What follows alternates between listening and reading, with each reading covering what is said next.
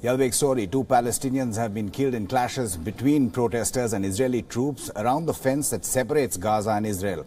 The Palestinian Ministry of Health has said that 160 people were injured in Tuesday's clashes.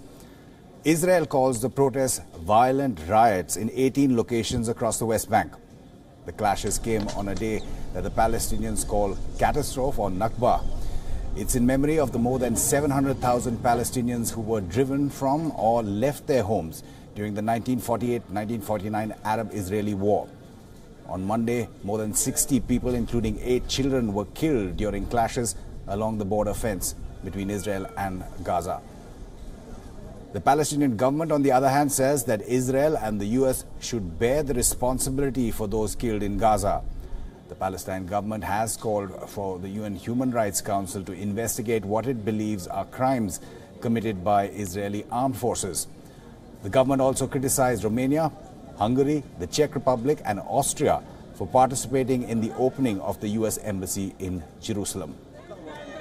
Meanwhile, the United Nations Security Council held an emergency meeting over the recent violence. US envoy to the United Nations, Nikki Haley, blamed Hamas for inciting violence and walked out when the Palestinian envoy spoke.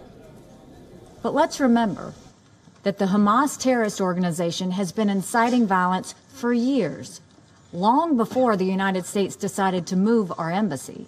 No country in this chamber would act with more restraint than Israel has.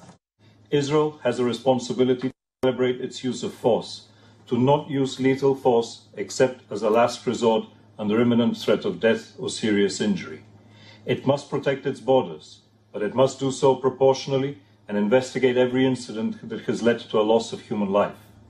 Hamas, which has controlled Gaza for over a decade, must not use the protests as cover to attempt to place bombs at the fence and create provocations.